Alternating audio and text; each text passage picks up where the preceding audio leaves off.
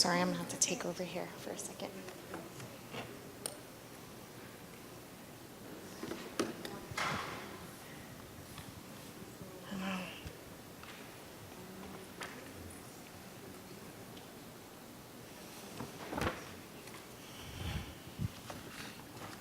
All right, good morning, everyone. How we doing? Last panel before lunch. There you go. It's great to see all of you. My name is Kimberly Graham. I am the Senior Managing Director at the Texas Tech University Innovation Hub, and we have an exciting panel. And I say that because everyone that runs a small business is interested in funding their business and figuring out the best way to do that. So we have a great panel today. I'm going to take a quick second to let them introduce themselves. And let's see, who's the lucky number one? How about we go with Ryan? Ryan Reber is the Executive Director of the Lubbock Angel Network. And I want to share your fun fact since you shared it with me. Square dancing. Tell us a little bit about your square dancing background. Well, I wouldn't say it's extensive, but my wife and I, wanted to do something kind of fun and different, and so we took a square dancing class about a year ago. And so that's probably the most West Texas thing about me is an official square dancer. Love it, love it. Tell us a little bit about yourself. So I'm the executive director of the Lubbock Angel Network. We launched the group about 3.5 years ago, and it was really designed to be a source of capital for early stage entrepreneurs that were starting a business that had the opportunity to go after a very large opportunity. So our network is made up of about 24 members of investors, and our job as a network is to go out and find deal flow for those investors, and then orchestrate meetings, sort of like Shark Tank. So the companies come in and present to our network for funding opportunities, and then our network of private investors decide if they want to invest directly into the companies. To date, we've invested in about 22 companies and put a little over $3.3 million to work into those 22 companies. A lot of the companies we invest in are all over the state of Texas. We have invested in 5 that are local. And so, I love getting to do what I do. We enjoy the opportunity to work with entrepreneurs that are creating big opportunities and going after a new space of the market. And so we're kind of always working on, solving problems that are existing today, and sort of always working in the future, which is a fun thing to do. Give the audience a sense of what your average investment looks like. So our average investment is typically a company. There's a strong team in place. The company's been around for a few years. They've gone through the pain points of working with their market, and they have customers. So it's a strong team. They have customers, so they've sort of proven that their solution fits the marketplace, and there's a business model to be had. And they're looking to grow. They're looking for that growth capital to kind of throw fuel on the fire to grow. And so that's typically where, those are sort of the standard things. The other thing is we typically like to invest into companies when they've already raised funding from maybe friends and family, or they've raised it from another angel group. So we're one of 230 angel groups across the country. And so we typically like to invest alongside other investment groups. Those are kind of the main Okay, buckets. great. Thank you. Taz, you're next. All right, Taz Lozana, she's a loan officer with People Fund. They are a preferred SBA lender.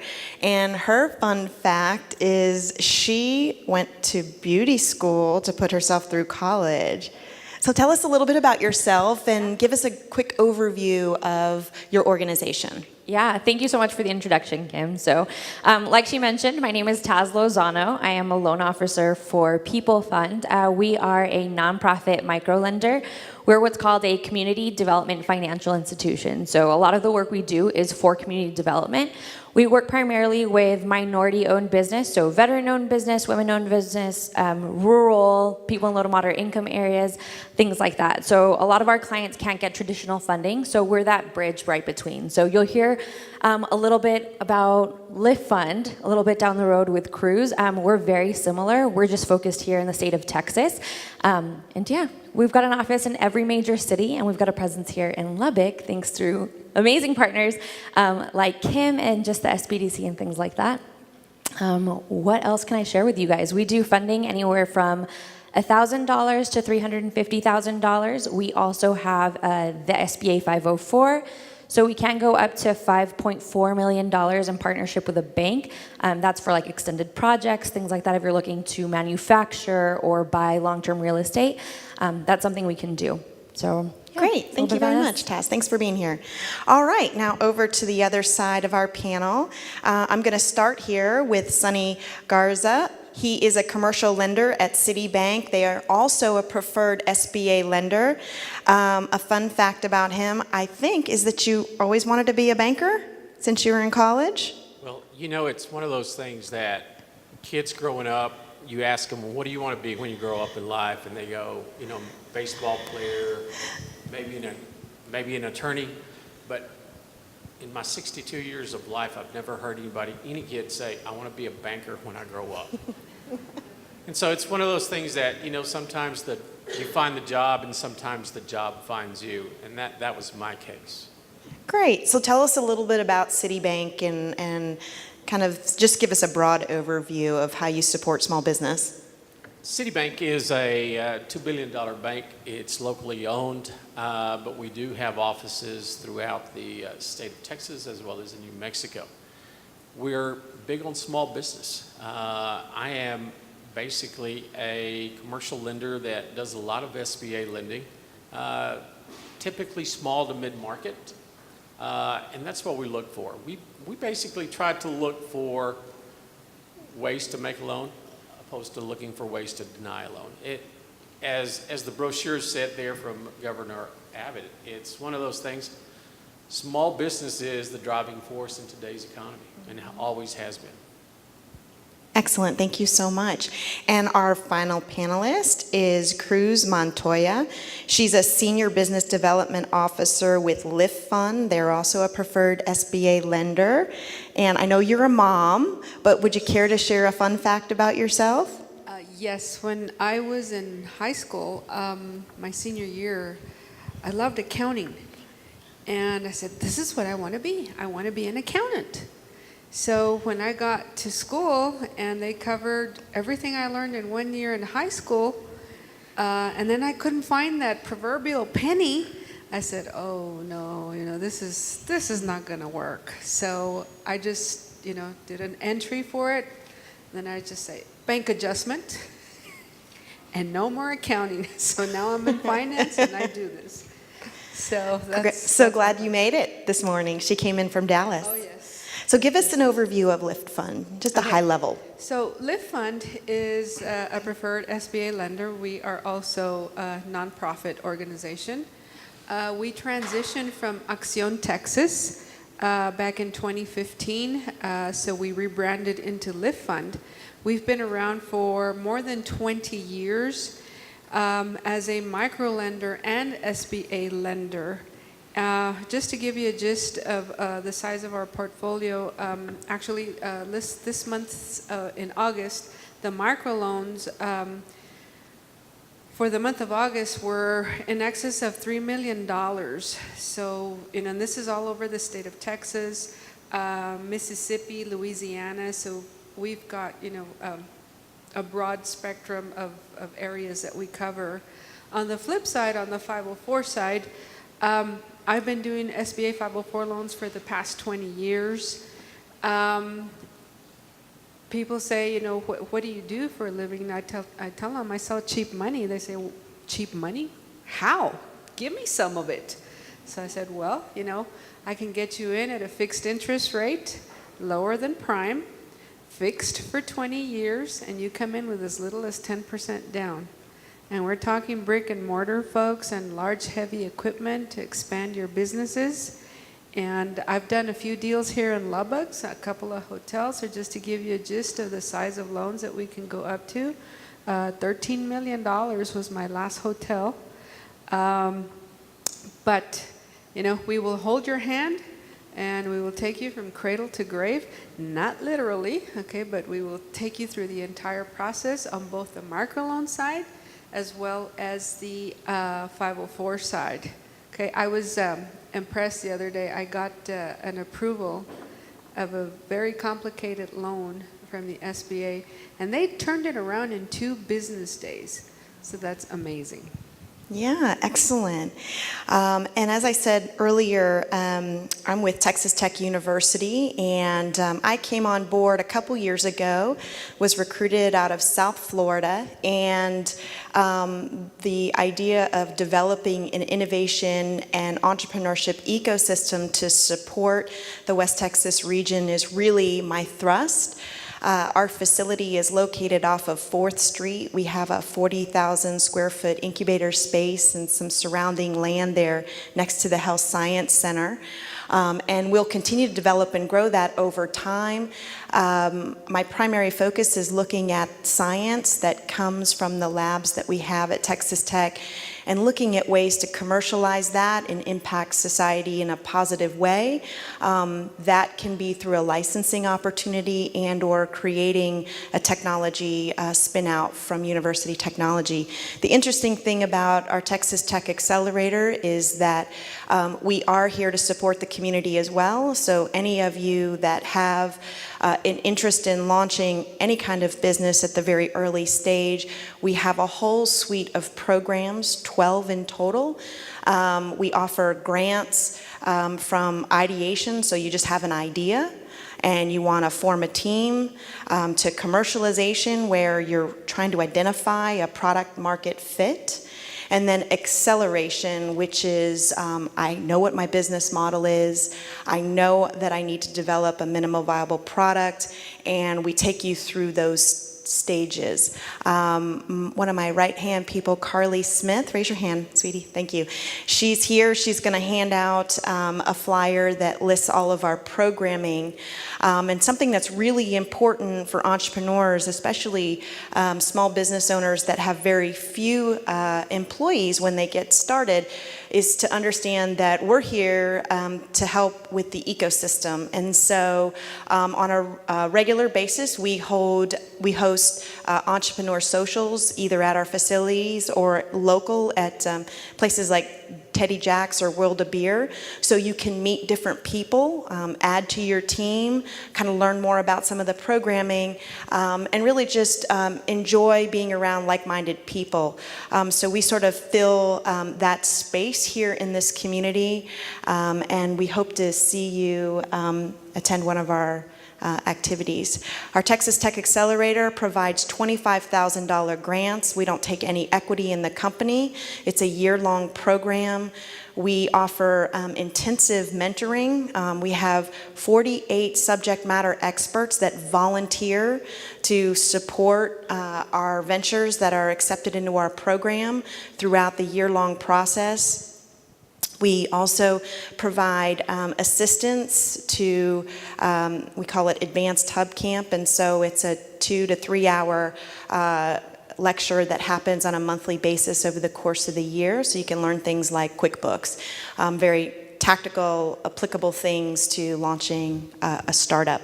I can share more of that with you, but what I'd like to do is get into some of the questions that we've put together so you can learn more about this great panel. I'm going to start with Ryan. Ryan, how do you know angel funding is for you? Yeah, that's a good question. I would, probably, the first thing to ask is, are you willing to sell a large portion of your business to investors? And then is there an opportunity that you're going to sell to investors now, but then you're also going to sell your entire business to another company?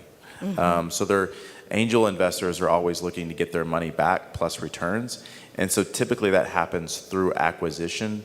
IPO or acquisition are really the two options. And so a lot of the companies that we are investing in, actually, 100% of the companies we're investing in, all of those companies have a plan to sell their business within the next 3 to 5, maybe 4 to 6 years. And so that's probably the first thing to ask is, am I willing to sell a large portion of my business today? And then am I willing to sell the entire thing within, a 6-year time frame? That would be the first question asked. The second thing is the market opportunity that we're targeting big enough for angels? And so, there's not a real number that's a threshold to say this market is or isn't big enough. It really depends on the industry and who's in that industry. But typically we are looking at businesses that are going after a very, very large market. Normally that market is well north of $100 million market opportunity. And so those are probably the two starting points that I would start at. Is the market big enough for the business opportunity that we have, and am I willing to sell a portion of this business and then the whole thing in 4 to 5, 6 years? Great, thank you.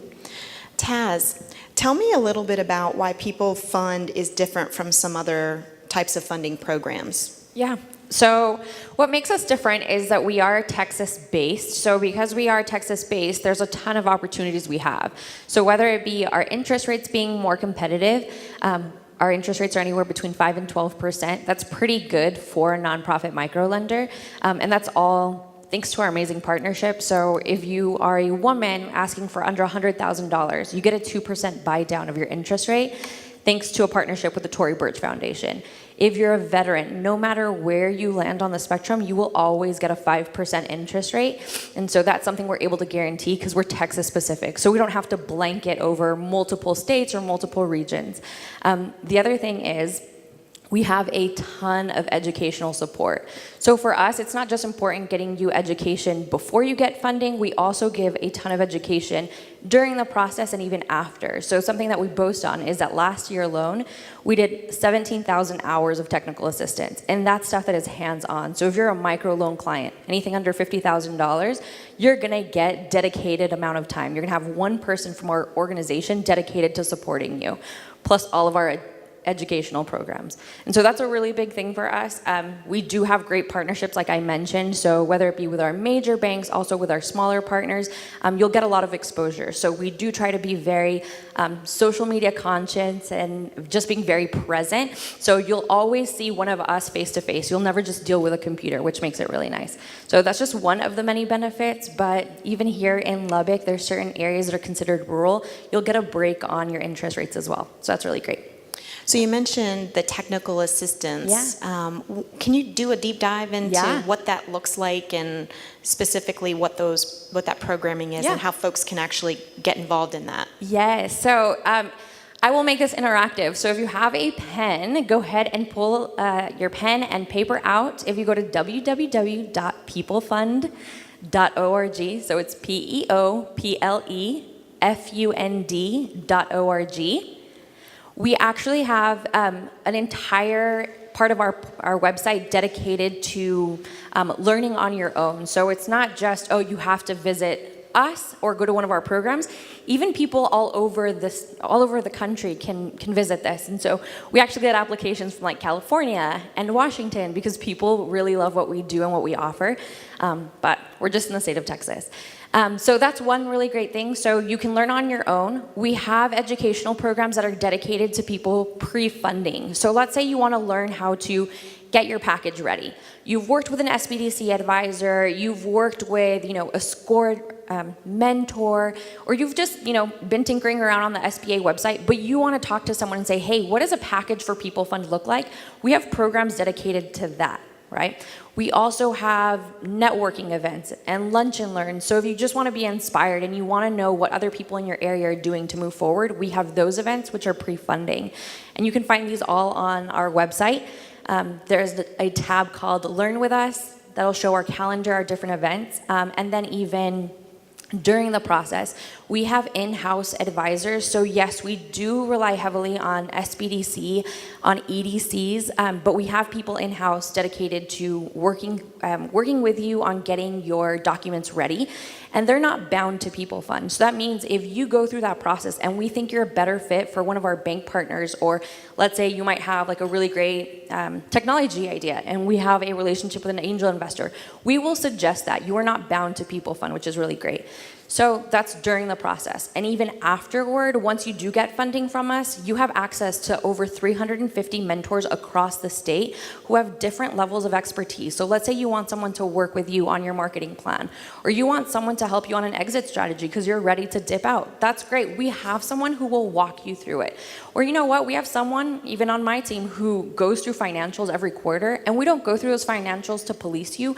We go through those financials to say, hey, are you struggling because you don't know how to write your financials, or are you struggling because there's something happening in your area, right? So there is people dedicated to support you all along the way. So that's really something big for us. All of our education is completely free as well. So whether you're a client of ours or whether you're in the process or already a client, please know that those services are available to you, and we'd love to help you as best as possible. Yeah. Great, thank you, Taz. All right, so let's switch gears here and talk with Sunny a little bit about some of the questions that small businesses should ask themselves when they're considering a lender. I would say that if you're approaching a lender, regardless if it's... Can everybody hear him? Okay, yeah, just hold it up to your, yeah. I would say that some of the questions that you should consider asking anybody that you're looking for a loan for would be is, have you ever approved a loan under this category? If you're going to come to Sunny Garza and you're looking for a loan or to buy a ranch, you're talking to the wrong guy here. So make sure that your request and the person that you're addressing the request is a match, all right? The other thing is the loan approved here locally, or what's the process? A lot of banks have local lending authorities, and sometimes, depending on the size of that loan request, it may have to go somewhere else. And so, especially if your request is time sensitive, that may be of big importance to you. The other thing that you want to find out is, what's the process like? Is this a short-term process? Is this something that can be turned around in 2 to 3 weeks? Or are we looking at some kind of secondary financing, such as SBA or the revolving loan fund through the local SPAG office, that may take a little more of somebody else's input? And so that should be very, very important to you. One of the other things that you also need to find out is, just like any business, we're all mindful as far as that penny, right? Anytime that you can save a penny, that's what you need to do. So stuff like, what are the application fees, or what are the closing costs involved? Those are the things that you really ought to be very cognizant of right off the bat. One of those things that most lenders don't have a problem is, but nowadays you hear a lot of it, is there a penalty for paying off the loan early? As a banker, I will always take your money. And so if you want to pay me off early, I'll take it. But there's a lot of other things. And then one of the last important things, and you would be surprised at this, or at least I am, people are surprised when they come in and they apply for a loan, and you go through the basics of the whole request, and you make it known as a banker that the applicant or the entity or the individuals that make up that entity will have to sign a personal guarantee. And believe it or not, some people are kind of taken back. From a banker's point of view, guys, and this is just me personally, if you're asking for the bank to believe in you, you better be signing that note and guaranteeing it. But there seems to be, and mind you, you're talking to somebody here that's got a 25-year-old daughter that, you know, she thinks, why? Why am I going to have to guarantee a note? But, you know, that's today's culture. But seriously, that's one of the other things that I get asked a lot is, am I going to have to guarantee this note? If you're asking for the bank to believe in you, you're going to sign the note. So expand on that just a little bit. What things does Citibank look for in terms of what makes a business bankable? Why and what are those sort of thresholds? Well, it has to be one of those things. Most of the time, if you're coming to me and you have an idea, let's make sure that the idea is not something that there's a patent on or anything else. I want to make sure that that person has done their homework, all right? I'm looking for a business plan. I want to make sure that that applicant has done their research, if they're asking for the bank to invest our time and money into a project, I want to make sure that the applicant, that the borrower, has invested their time into doing this thing. If it's a brilliant idea like the Apple Watch, those things are few and far between. If you're looking for a guy that's wanting to invent a new holder for some kind of pen, well, that might be a little harder to sell. But I'm always trying to look at what are they requesting? Is it a match? Do they have any kind of experience in that field? I've known a lot of guys that think that the restaurant business is fantastic and that they're going to make $1 million. I can tell you as a lender, the margin on any plate that anybody sells is about that much. So you better be in the volume business.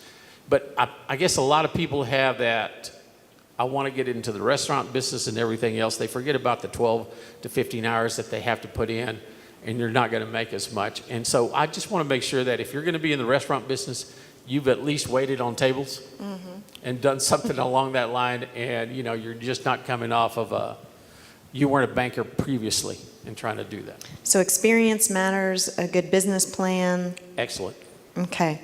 Someone mentioned earlier, I know you did, Sonny, the SBDC, the Small Business Development Center. If you haven't visited their website, they have some great resources and templates for business plans.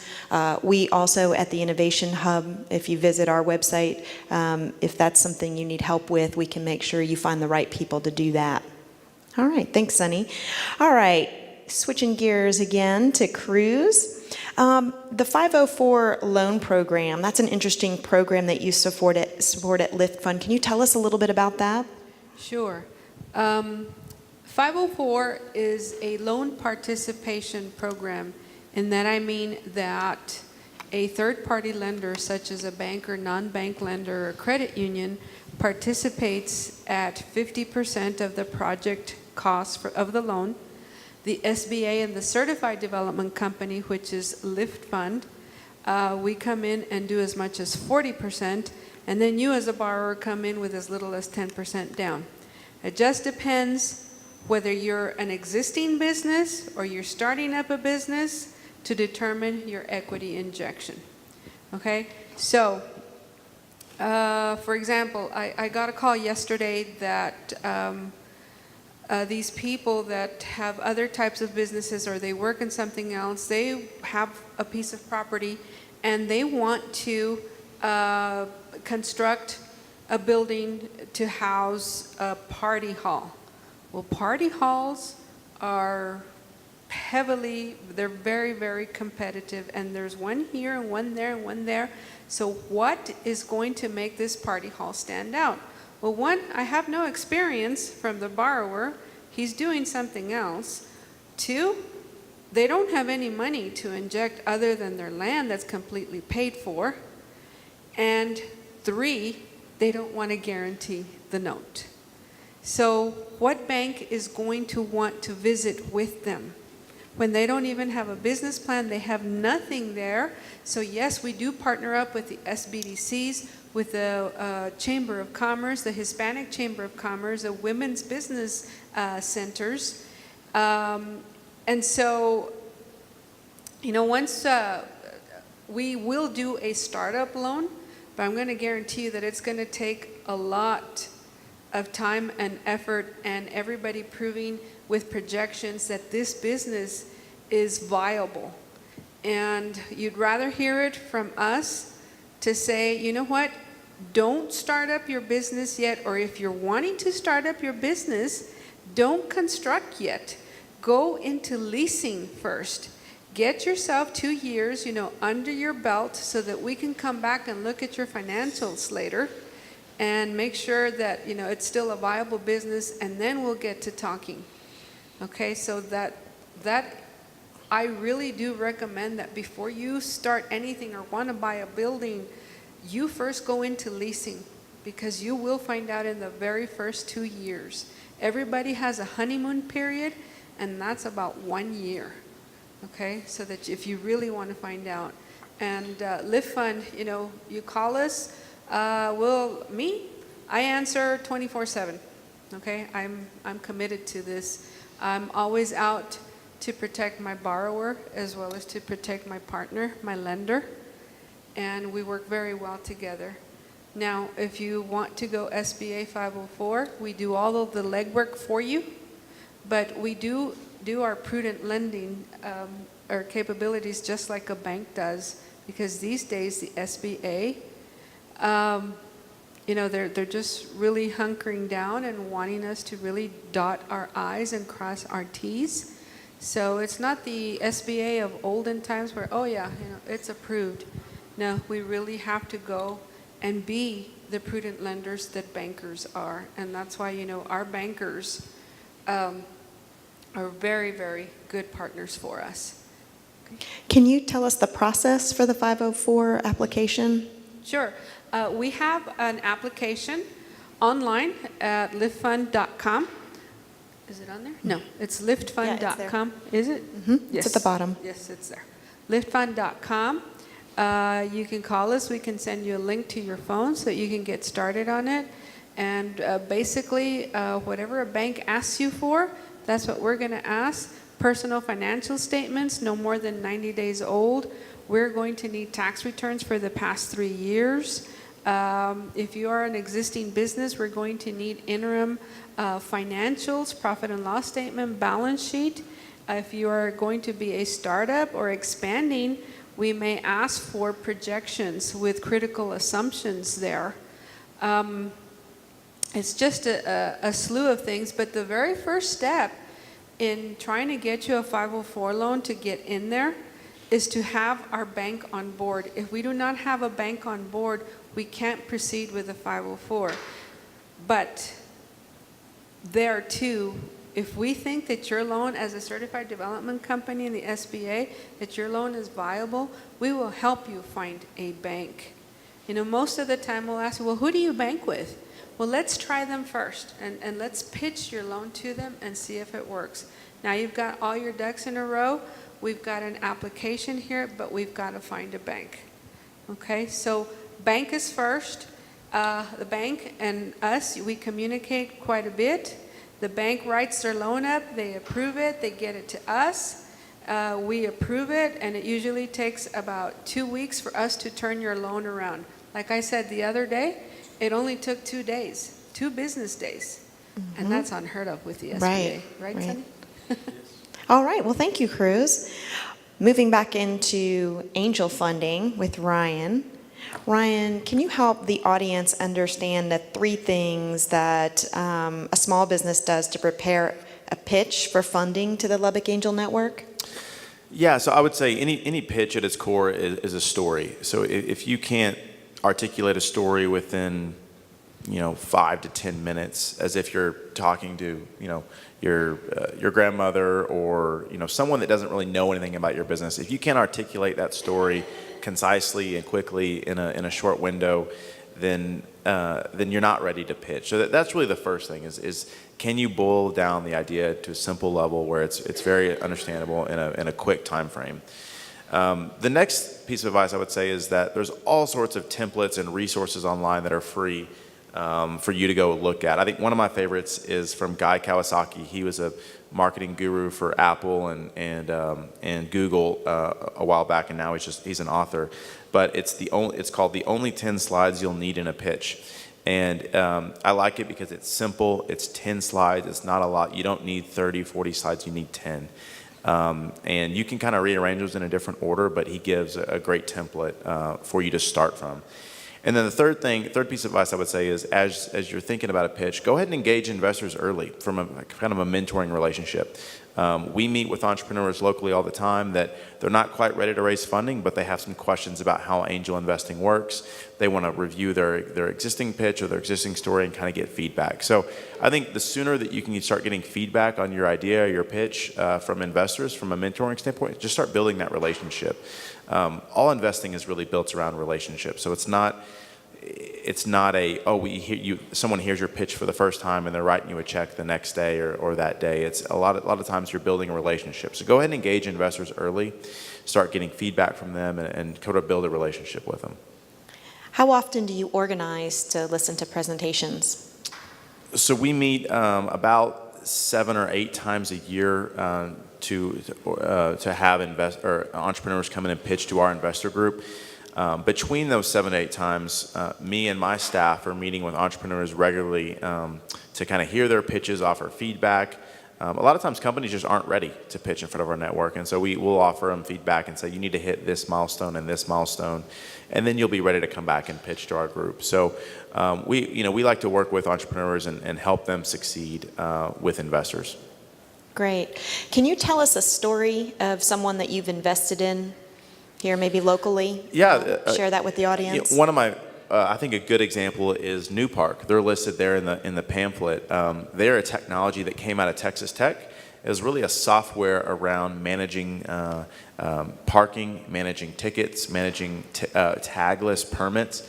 So the technology was developed at Texas Tech, spun out into a startup company that said, okay, every university, every city, every sports event needs software to manage parking, and cities and real estate companies. And so they created a startup. They actually raised some money from some local investors. Then they came to the Lubbock Angel Network and said, hey, we're raising money. Would the Lubbock Angels be interested in investing? And after looking at their business, parking doesn't sound like some great opportunity, but after looking at the fundamentals of the business, the market was huge. They had a great value proposition. The team was phenomenal. So we brought them in to pitch to our investors, and we had a couple investors jump in and invest about 2 years ago. The company has done really well since then. They've more than doubled their valuation. They're getting customers from all over the country, and they're growing like crazy. And so they actually have an office at the Innovation Hub. They have an office in Austin, and so they're doing really well. And that's a company that's sort of homegrown, developed at Texas Tech, and glad we were able to participate in as investors. Great, thank you. I want to be mindful of time. I see lunch is making its way out onto the tables. How are we doing on timing? I wanted to be able to answer some questions from the audience as well. Can we take it to the audience? All right, so we have these great this great panel here. We're ready to take some questions, so if you would just raise your hand, and I'm sure we'll get someone to bring you a mic.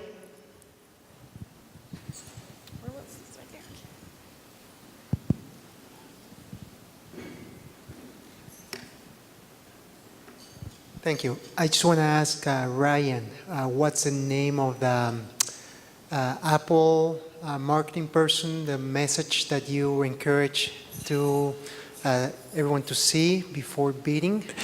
His name's Guy Kawasaki, and you can just Google the 10 slides you'll need in a pitch, and it'll pop up. Sorry, what's the the name? 10 slides you'll need in a pitch. Thank you. Right. All right. Any other questions from the audience? I know everyone on the panel has brought a handout or maybe two. I know our folks went ahead and passed them out, so if you're interested, Taz with People Fund has a booth out in the foyer area. Cruz has her handouts, and Sunny as well. So enjoy the rest of your day, and thanks to all of you who helped to organize all the logistics. These kinds of seminars are a lot of work, so thank you for your attendance.